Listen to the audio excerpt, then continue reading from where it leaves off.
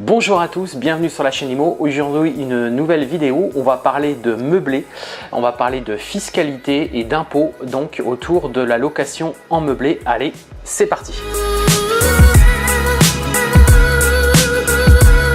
Alors aujourd'hui, on va parler donc de quand vous souhaitez vous lancer dans la location en meublé, les différents types de fiscalité qui s'offrent à vous, puisque comme vous le savez, la location traditionnelle en nu, c'est une formalité relativement simple à mettre en place, et au niveau fiscal, c'est directement des revenus fonciers que vous venez donc ajouter à votre déclaration de revenus donc annuelle. Contrairement à la location en meublé qui est aujourd'hui considérée un petit peu, alors c'est pas une niche fiscale au sens propre, mais c'est vrai qu'il y a des possibilités aujourd'hui d'avoir une fiscalité très intéressante quand on fait de la location en meublé. Donc l'idée de cette vidéo, c'est de vous présenter finalement les trois possibilités qui s'offrent à vous en fonction de la configuration dont vous êtes et qui vont vous permettre d'avoir une fiscalité plus avantageuse en fonction du choix que vous allez faire. Alors on va commencer tout d'abord donc par la première chose tout d'abord, c'est qu'il faut bien considérer que la location donc en meublé, vous serez considéré que finalement ça sera considéré comme une activité commerciale. Donc vous allez dépendre des bénéfices industriels et commerciaux. Et donc vous allez notamment devoir obtenir un numéro d'enregistrement, donc un numéro de SIRET. Donc ça fait partie d'une autre vidéo que je vous ai préparée où là je parle des différentes formalités administratives que vous devez accomplir quand on se lance donc dans la location en meublé. Alors ça concerne aussi bien entendu la location saisonnière, la location courte durée, puisque la location courte durée c'est la location en meublé avec quelques petites modifications, enfin quelques documents administratifs supplémentaires qu'il faut donc remplir. Alors cette vidéo finalement va surtout s'adresser à ceux qui sont débutants, ceux qui veulent se lancer dans la location meublée et qui ne savent pas trop forcément les formalités qu'ils doivent donc accomplir. Donc pour ça, comme je vous le disais, j'ai préparé une vidéo autour de tout ce qui est démarche administrative, et puis cette vidéo c'est plus sur le côté fiscal, plus le côté impôt et comment vous devez vous déclarer en fait les différentes options qui s'offrent à vous quand vous faites donc du meublé. Donc vous considérez tout d'abord que vous êtes en bénéfices industriels commerciaux, donc c'est une activité commerciale que vous allez réaliser, et automatiquement donc le simple fait de remplir le document auprès de l'administration fiscale, la déclaration que vous allez donc faire en amont auprès de la mairie comme quoi vous lancez donc dans le meublé, la location en meublé, vous allez être automatiquement mis sous le régime qu'on appelle donc le régime micro-BIC, le régime forfaitaire d'imposition. Donc qu'est-ce que c'est que ce régime? Alors ce régime, c'est tout simplement que tout le chiffre d'affaires que vous allez réaliser à travers votre location en meublé, il y aura un abattement automatique de 50%. C'est-à-dire que si par exemple vous générez 10 000 € dans l'année de la location en meublé, quand vous allez reporter ces 10 000 € dans votre déclaration d'imposition, l'administration fiscale va tout simplement déduire 50% de ces revenus, et que ils vont prendre en considération si par exemple vous avez loué 10 000 €, ils vont retenir que 5 000 € en revenus complémentaires que vous avez eu durant l'année. Alors c'est vrai que l'avantage de ce régime, c'est que c'est très facile à mettre en place, puisque effectivement il y a juste un abattement de 50% qui est pratiqué. Il n'y a pas besoin de tenir une comptabilité. C'est vraiment quelque chose qui est très facile à mettre en place et très souple, et généralement ça s'adresse plus aux personnes qui feraient de l'acquisition par exemple de propriétés et qui veulent faire du meublé sur le long terme, c'est-à-dire que en fait ils projettent absolument pas par exemple de revendre leur propriété. Au contraire, ils ont acheté une propriété et puis c'est vrai qu'ils veulent faire du meublé sur du très long terme. Alors c'est pas la meilleure façon de faire, parce que généralement quand on est investisseur immobilier, au contraire, on cherche plutôt à faire des acquisitions, faire du cash flow et en même temps faire de l'achat-revente pour pouvoir ensuite se positionner sur de nouvelles propriétés, et justement pour pouvoir profiter des différentes entre guillemets niches fiscales, des différentes possibilités fiscales qui s'offrent à nous aujourd'hui quand on fait du meublé. Donc ce régime finalement c'est plus pour ceux qui veulent être en mode tranquille, qui veulent pas trop s'ennuyer et qui finalement eh bien, savent qu'ils ont un abattement de 50%, c'est relativement facile à mettre en place et ça c'est plus sur une vision sur le long terme si vous achetez une propriété puis que voilà vous souhaitez finalement eh bien l'utiliser et la louer en meublé durant plusieurs dizaines d'années. Donc cette possibilité en fait, cette déclaration fiscale s'adresse plus finalement donc à ces personnes-là. Alors ensuite, si vous souhaitez aller un peu plus loin, si à un moment donné vous souhaitez eh bien donc imaginons vous faites de la location saisonnière, c'est vrai que ce cas-là s'applique vraiment pour la location saisonnière, donc vous faites la location donc sur Airbnb par exemple, la location courte durée. Là vous avez une autre possibilité qui s'offre à vous qui est beaucoup plus intéressante. L'idée c'est de faire classer votre bien, c'est-à-dire que pour une somme relativement modique, aux alentours de 150 euros, 150-200 euros, vous avez possibilité en fait de faire classer votre bien comme donc dans les hôtels. C'est-à-dire que vous allez avoir une note qui va vous être attribuée entre 1 et 5 étoiles correspondant à votre logement. Alors généralement c'est très facile à obtenir, on a au moins 2-3 étoiles puisque généralement quand on fait de la location saisonnière et notamment quand vous voyez comme ici, c'est vrai que le logement c'est un logement qui est vraiment très bien très bien préparé pour faire ce type d'activité. Donc généralement on a quand même une notation aux alentours au minimum de 2-3 étoiles quand on fait un classement donc du logement. Alors l'idée c'est pas d'obtenir la note maximale 5 étoiles puisqu'on s'en fout un peu dans le sens que aujourd'hui sur les plateformes ça ressort pas aujourd'hui, il n'y a pas de classement qui sont faits par rapport à ça. Enfin, j'entends les différentes plateformes de location saisonnière type Airbnb par exemple, il y a très peu de personnes finalement qui regardent ce classement on va dire qui est fait par l'administration fiscale. Puisqu'aujourd'hui on regarde plutôt les notations et les commentaires qui ont été faits par rapport aux précédents voyageurs. Contrairement par exemple aux hôtels où c'est vrai qu'on regarde encore, il y a des classements qui sont faits notamment sur Booking, qui sont faits par rapport aux notations qui sont attribuées à l'hôtel. On regarde aussi les commentaires, mais c'est vrai que les notations jouent encore un rôle très important, ce qui n'est pas le cas pour la location saisonnière. Mais l'idée c'est quoi? C'est tout simplement que derrière vous allez avoir un abattement beaucoup plus intéressant. C'est-à-dire que vous allez pouvoir abattre 71%, contrairement au régime microbique classique où là du coup vous êtes à 50%. Le simple fait d'être classé, même ne serait-ce qu'une étoile, eh bien vous pouvez abattre 71%. Donc si on reprend l'exemple de tout à l'heure donc des 10 000 euros, eh bien vous abattez 7 100 euros. Ça veut dire que réellement auprès de l'administration fiscale, vous allez déclarer comme revenu complémentaire 2 900 euros. Donc là c'est beaucoup plus intéressant. On profite toujours de cette facilité donc on a une facilité pour mettre ça en place, c'est relativement rapide, on n'a pas besoin donc de tenir une comptabilité, c'est contrairement donc à la dernière solution que j'ai parlé juste après qui est beaucoup plus qui nécessite notamment de tenir une comptabilité, mais cette solution là c'est vrai qu'à 71%, on est en mode tranquille, en gros on laisse faire les impôts, faire le calcul, c'est très simple, 71% d'abattement, voilà, c'est relativement une mécanique relativement facile à mettre en œuvre. Et la petite parenthèse que je peux vous dire par rapport à ça, c'est essayer au contraire de ne pas obtenir le maximum d'étoiles, essayer au contraire d'obtenir le minimum d'étoiles. L'idée serait même d'avoir qu'une étoile, l'objectif, puisque en fait le fait d'avoir plus d'étoiles fait qu'aujourd'hui donc quand vos voyageurs donc réserveront votre logement, ils auront une taxe de séjour à payer. Et plus vous avez d'étoiles, plus cette taxe de séjour donc qui est collectée par votre commune est plus importante.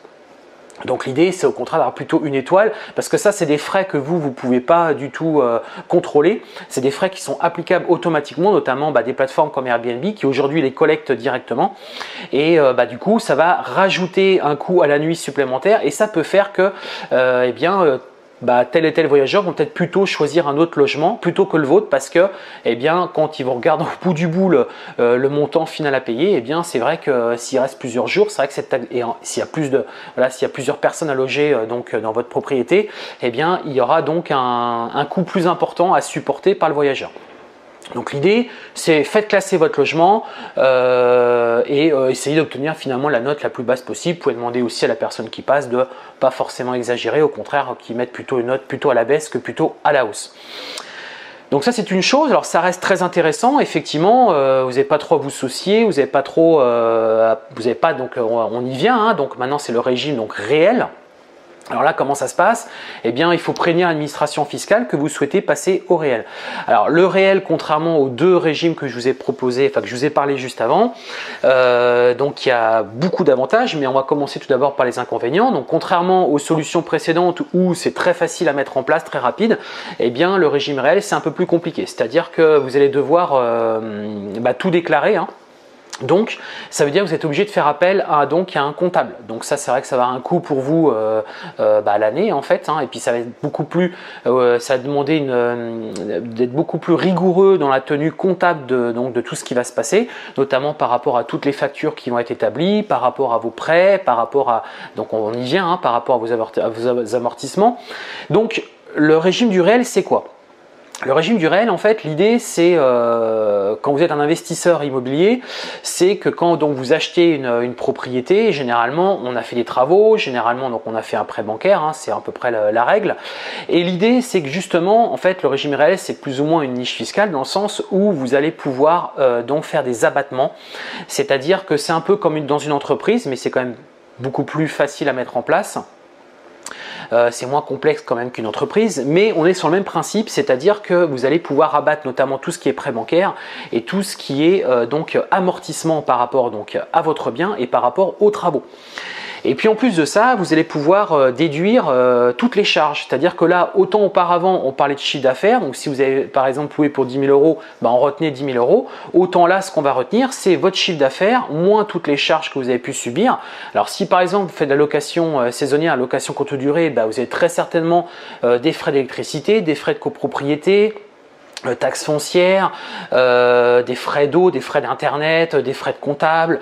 Vous avez des différentes factures qui vont donc s'ajouter dans les charges, hein.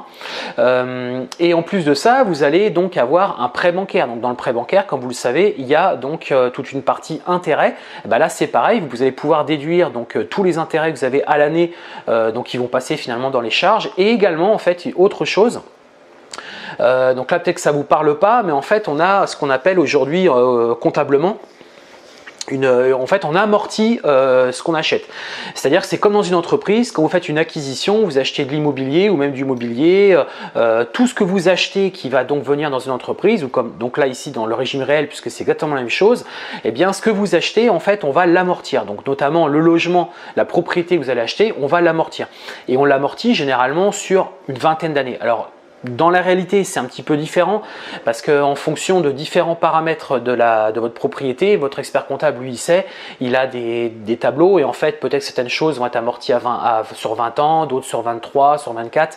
Bref, on va dire en moyenne, c'est amorti sur donc 20 ans. Donc l'idée, c'est qu'imaginons, vous avez par exemple acheté une propriété 200 000 euros. Eh bien, sur 20 ans, ça veut dire que vous allez pouvoir amortir 10 000 euros. Donc, ça veut dire que chaque année, vous allez pouvoir déduire 10 000 euros donc, de vos recettes que vous avez pu avoir sur, par rapport au loyer que vous avez pu percevoir. Donc, finalement, l'imposition ne va plus être sur le chiffre d'affaires, mais il va être sur, finalement, le bénéfice, le résultat que vous avez pu obtenir chaque année. Alors, ce que j'ai pas précisé juste avant, c'est que donc le régime micro-BIC aujourd'hui donc a été, en fait il y a quand même un plafond, parce que c'est vrai que le régime micro-BIC autant c'est relativement simple à mettre en place, mais il y a quand même un plafond. Donc le plafond annuel est de 70 000 euros, contrairement à avant où il était aux alentours je crois de 23 800 euros. Donc il a été élevé à 70 000 euros. Donc c'est vrai que avant d'arriver aux 70 000 euros, ça laisse sous-entendre que vous allez quand même avoir plusieurs propriétés. Donc si vous voulez pas trop vous embêter avec ça, si vous voulez que ça soit le plus facile possible, effectivement, vous pouvez choisir cette solution. Par contre, ce n'est pas la solution la plus optimisée, comme je vous l'expliquais. À moins que c'est pareil, à moins que vous n'ayez pas beaucoup de travaux, que vous avez acheté un logement qui a très peu de travaux, c'est vrai que du coup il y a moins d'intérêt à faire à utiliser le régime du réel. Donc c'est pareil au niveau donc si vous avez classé votre logement, autant auparavant c'était je crois la limite donc le plafond annuel c'était fixé à 70 000 euros. Aujourd'hui ça a été élevé à 170 000 euros. Donc là ça vous laisse quand même pas mal de possibilités de faire des acquisitions et d'être toujours dans ce régime et bien finalement donc au micro-BIC, au régime simplifié. Et donc après, si vous dépassez ces plafonds, alors là pour le coup vous n'avez pas le choix, autant auparavant si vous êtes en dessous, vous avez le choix, autant si vous êtes au-dessus de ces plafonds, eh bien vous passez automatiquement au régime du réel, donc comme je l'ai dit, tenue fiscale, enfin tenue comptable faite par un expert comptable, donc ça a des frais. Mais donc à côté de ça, eh bien, si à un moment donné, et c'est ce qu'on conseille en fait aux investisseurs immobiliers, c'est que quand on a atteint et qu'à un moment donné on est en train de repayer donc de l'impôt, eh bien c'est peut-être à ce moment-là qu'il faut se poser la question et se dire est-ce qu'il ne serait pas mieux que je revende mon bien et que du coup je reparte sur un autre projet et que du coup vous rebénéficiez à nouveau donc de cet avantage fiscal, puisqu'aujourd'hui, même si on en parle beaucoup, que ce statut, donc le statut LMNP, loueur meublé non professionnel, donc ça c'est ce qui donc encadre donc la location en meublé. Même si on en parle beaucoup et que peut-être dans les années à venir, cette possibilité finalement, ces différents choix fiscaux qui s'offrent à vous vont peut-être être remis en question. Faut pas se leurrer, ça arrivera très certainement. Au moment où je tourne cette vidéo, donc on est en 2019, et bien c'est vrai que donc on a toujours cette possibilité fiscale, cet avantage fiscal. Peut-être que dans quelques temps, ce statut donc sera peut-être modifié. Ça c'est même, je pense certainement sûr, qu'il sera modifié, puisqu'après vous avez aussi le statut donc LMP. Donc le statut loueur meublé professionnel, donc là on va dire les conditions ne sont pas du tout les mêmes. Donc aujourd'hui, essayez de rester au maximum dans le statut LMNP, profitez des avantages fiscaux et ça vous permettra d'optimiser votre fiscalité et tout en faisant des acquisitions, en dégageant du cash flow du coup voilà, en ayant des revenus chaque mois plutôt intéressants et une fiscalité optimisée. Alors ce que je vous propose maintenant, c'est de vous faire voir par un exemple, un schéma très précis. Donc on va passer en fait sur mon tableau et je vais vous faire voir, je vais vous expliquer exactement ce que c'est que le régime du réel, comment ça fonctionne réellement, puisque même si là je vous en parle, c'est plutôt une forme d'introduction. Vous avez bien compris le régime du micro-BIC, c'est relativement facile à comprendre. Autant le régime du réel, ça peut être un peu plus complexe pour certaines personnes. Donc l'idée, c'est qu'on passe maintenant sur mon tableau et que je vous fasse voir un exemple précis de comptablement comment ça se passe. On se retrouve tout de suite donc sur mon tableau. Donc nous voici donc dans le cadre du meublé, donc cette fois-ci en réel. Donc imaginons, on part sur une acquisition donc à 60 000 € par exemple. Donc vous faites une acquisition à 60 000 €. On a par exemple donc 15 000 € de frais de travaux. On va ensuite avoir donc des frais notaires. Donc généralement les frais notaires c'est aux alentours donc de 8%. Donc on va mettre 4 800 €.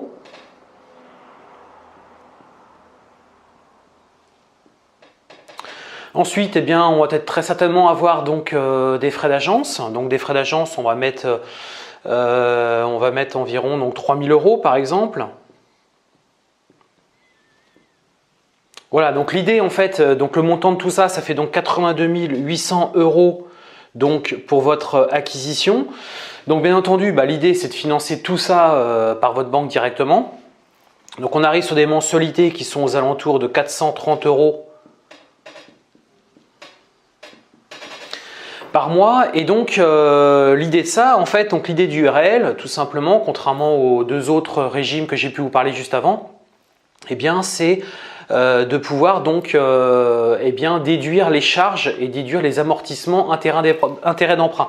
Donc par exemple sur un prêt bancaire à 430 € par mois, on a environ, bon là après ça reste à affiner, bien entendu là je vous donne des chiffres assez globaux mais après ça reste à affiner.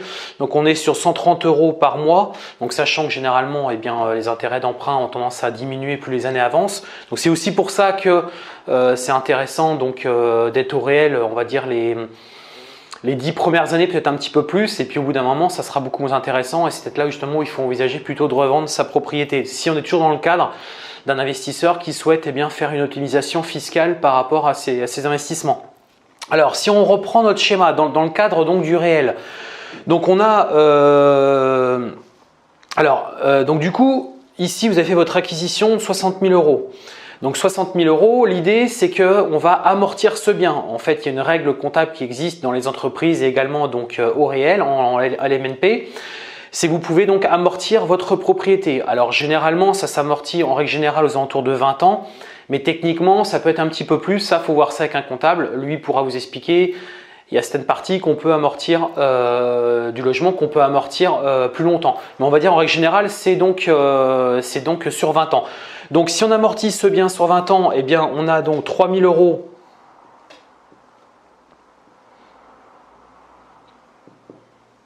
3 000 euros pardon, par an. Je vais mettre par an parce que tout va être à l'année.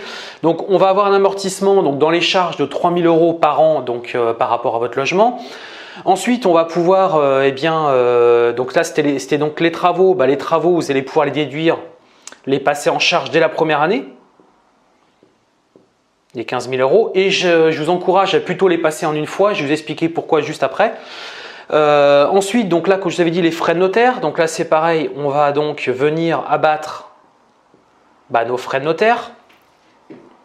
Ensuite, après, on a donc les frais d'agence. Là, c'est pareil, on va venir abattre les frais d'agence.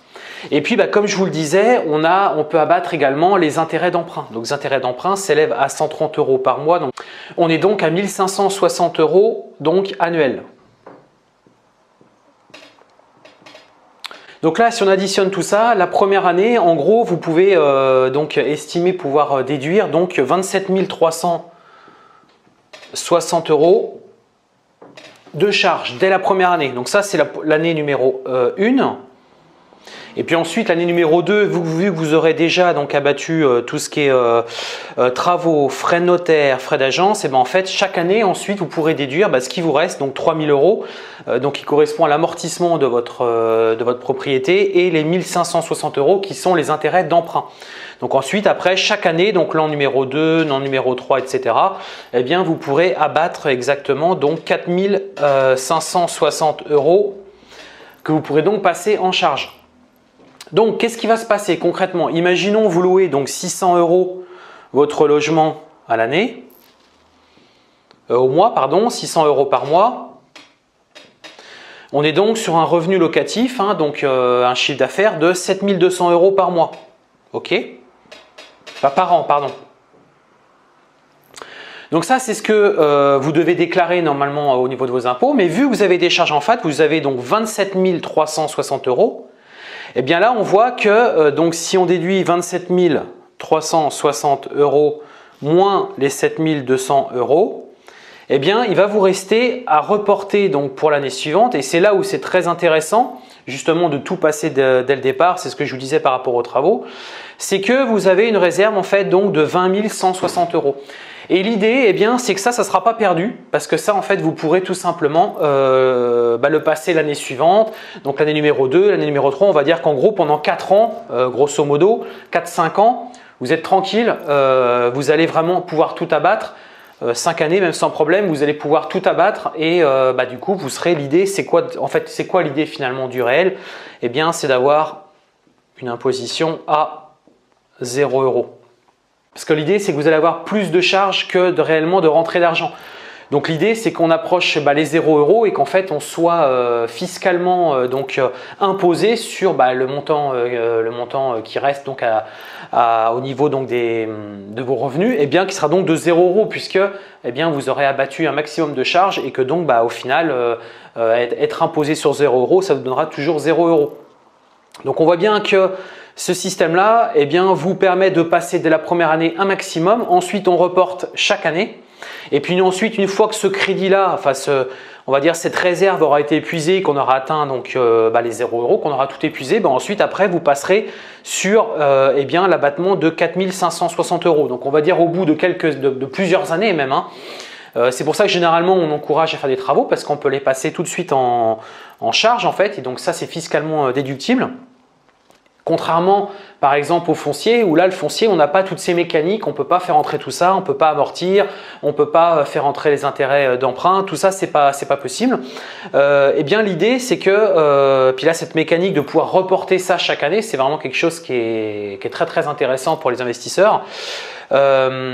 Chaque année vous pouvez donc déduire 4 560 euros. Donc si on reprend notre exemple, donc imaginons au bout de 5-6 ans on va donc avoir épuisé cette réserve, si on est sur 7 200 euros fois moins 4 560, eh bien vous allez déclarer réellement donc 2640 € en réel. Et donc vous serez imposé uniquement par ça. Alors que si on compare par exemple aux autres formats que j'ai pu faire tout à l'heure, si on est au microbic par exemple, comme j'ai pu vous l'indiquer, le microbic, on n'a pas tout ça, hein. Tout ça c'est pas possible, on ne peut pas déduire tout ça. Et donc si en fait l'abattement se fait uniquement sur le chiffre d'affaires, donc 7200 €, donc 7200 fois 50%, eh bien vous voyez que même dès le départ en fait on est déjà au-dessus, on est à 3006. Donc on voit bien que le réel est vraiment très intéressant, hein, clairement. Après, il y a des personnes qui font au forfait parce qu'elles ne veulent pas se compliquer la tête, comme j'ai pu vous l'expliquer juste avant.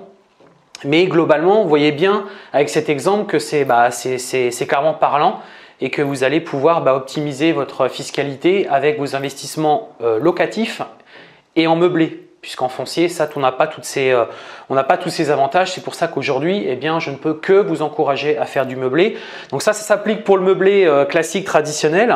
Et après, ça s'applique aussi, bien entendu, à tout ce qui est location courte durée, location saisonnière. Voilà, donc du coup, l'idée, c'est bien d'arriver aux 0 € et les investisseurs locatifs, clairement, choisissent aujourd'hui les régimes du réel. Ils ont bien compris l'intérêt. Après, certaines personnes que je connais ont choisi le forfait pour d'autres raisons, notamment parce qu'ils ne veulent pas s'embêter, puis aussi parce que voilà, ils ont peut-être aussi un intérêt derrière, ils vont conserver le logement, ou alors par exemple ils ont fait une division, ils vivent une partie dedans, une autre partie qui est louée, et pour des raisons donc de transparence par rapport à leur fiscalité, ils préfèrent opter au régime du forfait.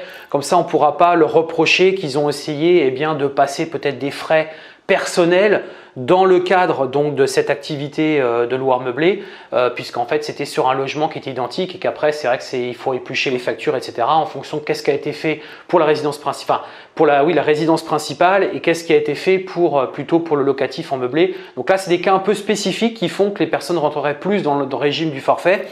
Mais globalement aujourd'hui, eh bien, tous les investisseurs immobiliers qui se lancent dans le meublé, qui se lancent même dans l'immobilier, font plutôt du meublé et bien entendu choisissent l'option au réel.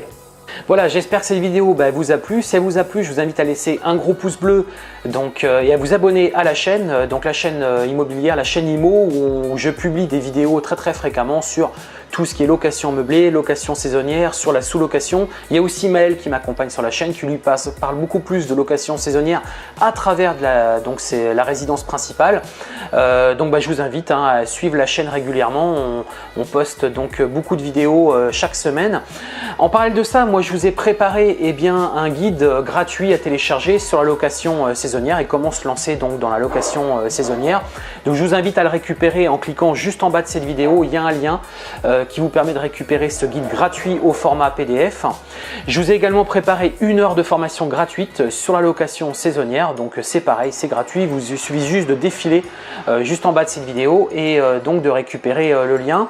Et puis pour ceux qui sont intéressés par la sous-location, donc tous ceux qui veulent se lancer dans l'immobilier mais qui n'ont pas de possibilité de faire des prêts bancaires, sachez qu'il existe une solution. Ça s'appelle la sous-location. Ça vous permet de vous lancer, ça vous permet de gagner de l'argent très rapidement, pas besoin donc de faire une acquisition, faire des travaux et puis attendre peut-être une année avant de pouvoir se lancer. Là avec la sous-location, on peut se lancer, on va dire en 1 mois, vous pouvez vous lancer et commencer à gagner vos premiers euros. C'est pareil, je vous ai préparé 1 heure de formation gratuite à télécharger en bas de cette vidéo. Voilà, je vous souhaite à toutes et à tous une bonne journée et je vous dis à très bientôt. Ciao!